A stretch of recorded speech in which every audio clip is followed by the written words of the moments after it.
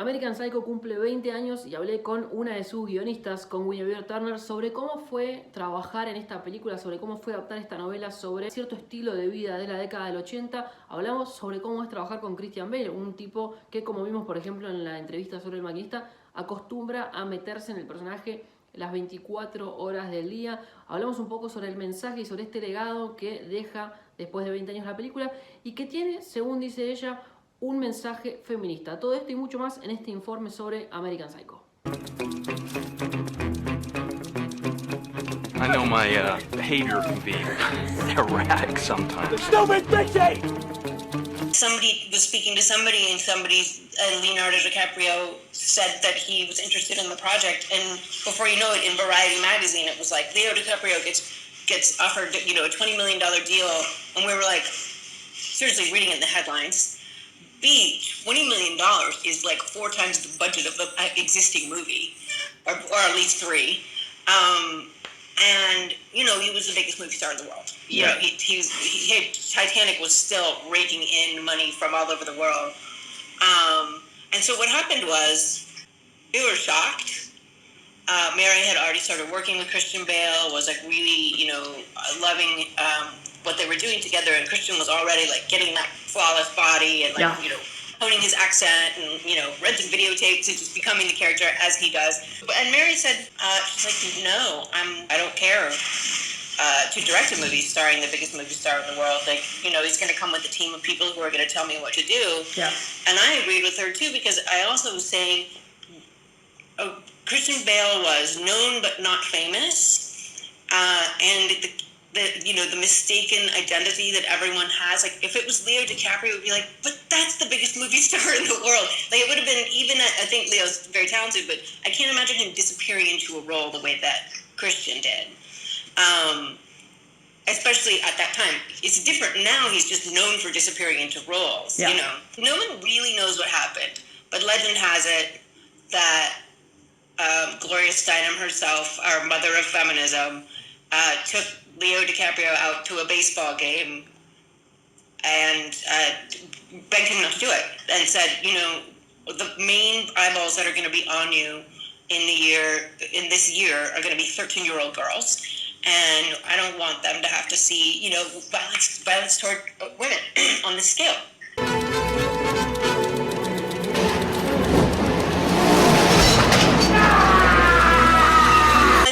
Feminist movie because it really is a satire about masculinity and a satire about a term we did not have at the time, toxic masculinity. We were using all kinds of language for how we understood it, and that's what we meant. And if you don't get that movie, then you think that we're monsters. Yeah. Do you know what I mean? Like, that's the hard part. It's not that you think we're not talented, you think that we're crazy. I like to dissect girls. Did you know I'm utterly insane? Really impressive. Another martini, Paul. She said, read this book.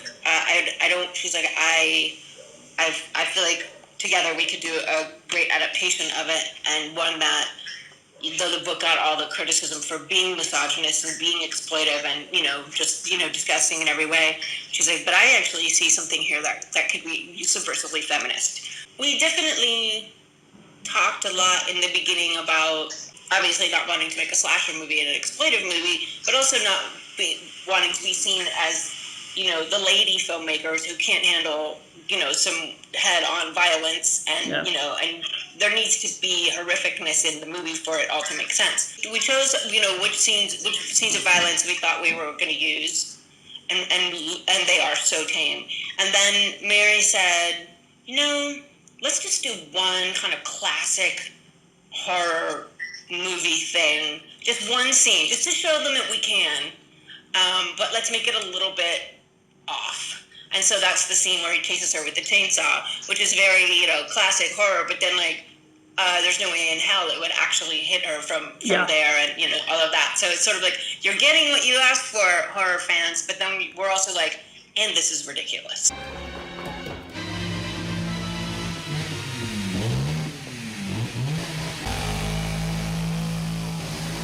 Speaking of that scene, I think that's the point where you start to think that maybe it's happening in his head at some point. In fact, the end of the movie, it's like, leaves that message. It's like, okay, you don't know what's real and what's not. So then I read a few of your interviews saying that you didn't want people to believe that this was a dream, and that's it. That wasn't the explanation that you wanted for the movie. So where did you draw the line? Well, almost upon knowing each other for 10 minutes, we agreed that we hate movies that are all in someone's head or are all a dream. We feel cheated, you know? Yeah. And it feels like if you are, as a filmmaker, if you're going to do that, you can do anything. Like, then there's no logic, and then there's no sort of like, you know, floor on your world. Because it is genuinely ambiguous in the book. His reality is melting, but he's definitely killing people. Yeah. So at what point did that flip? For me, it's always the feed me a stray cat moment.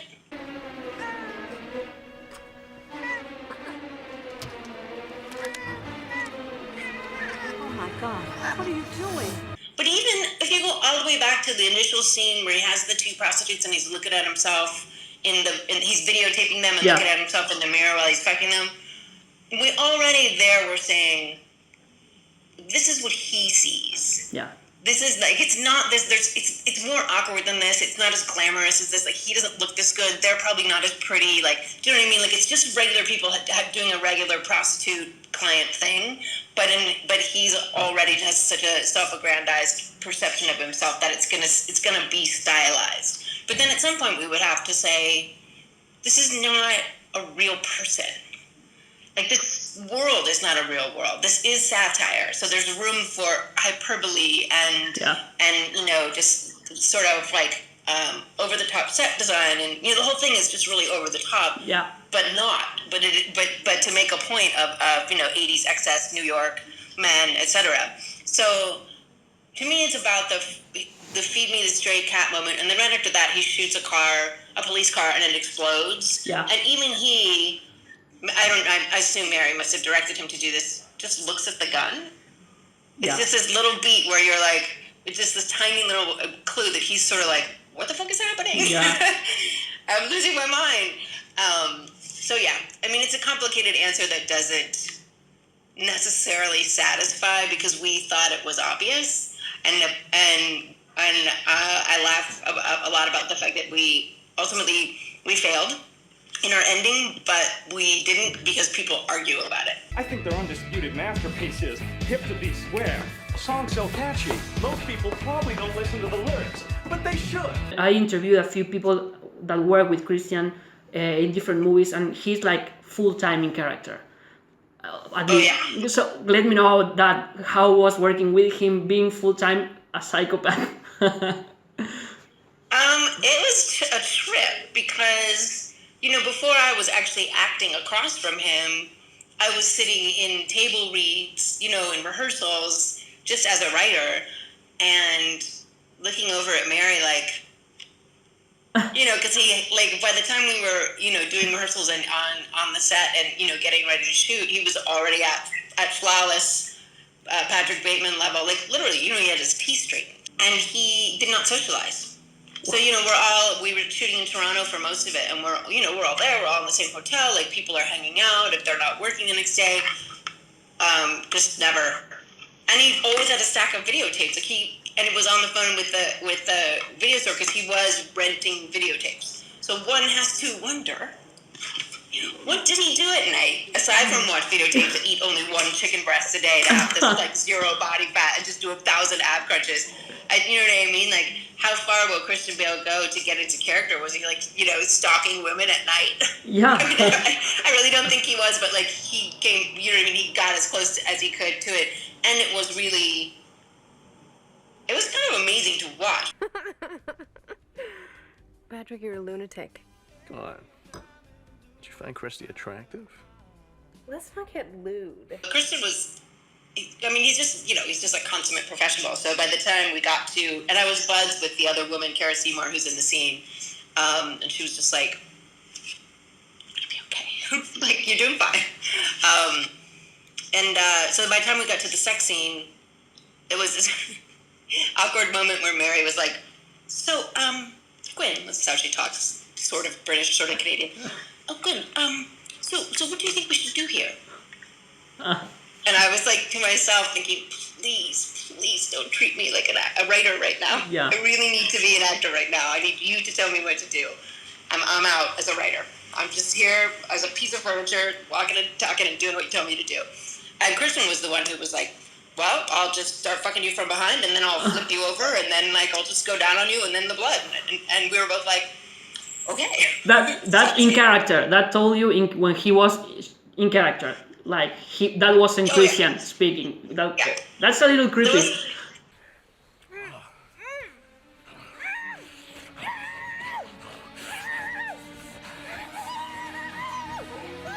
There was one point where he broke character a little bit because we were laughing because it was such a mess with the fake blood we had to deal with and like like just all the logistics of it, and we just kept flailing I probably kept flailing too much, and it wasn't all the way right in frame the way it should be, and it just was making us laugh because the first maybe 2 takes we got blood all over both of us, but none on the sheets. Like, it's the whole shot of the blood seeping through the sheets, and that's like the dun, dun, dun, and that's when the scene the whole thing goes from like goofy to scary. Yeah.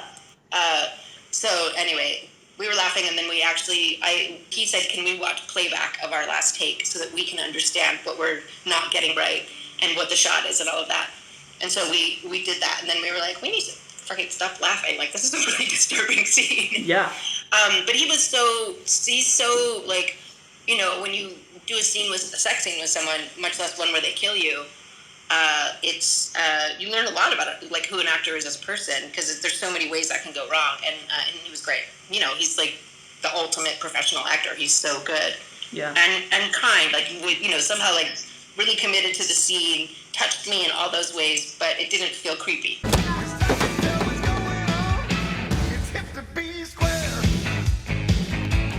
I just wonder if like Phil Collins' people or Huey Lewis's people read the script, because like it's not just that we're using their music in a movie about a serial killer to their detriment. Like, look at what a loser this guy is. He loves this music. He talks about the music. You know what I mean? It's not just it's like so sending them up in all these ways. But they said yes, obviously. Who didn't say yes is Whitney Houston. Well, not her people. So in that scene, it's me who's making fun of him for liking Whitney Houston, and he's talking about it was a big lesson for me in how composers work with a thing they call a sounds alike, which is that because he's saying it's the greatest love of all, and he's talking about Whitney Houston, they made a piece of music that sounds just enough like it, but isn't a copyright infringement, so that you believe that you're hearing Whitney Houston, but you're not.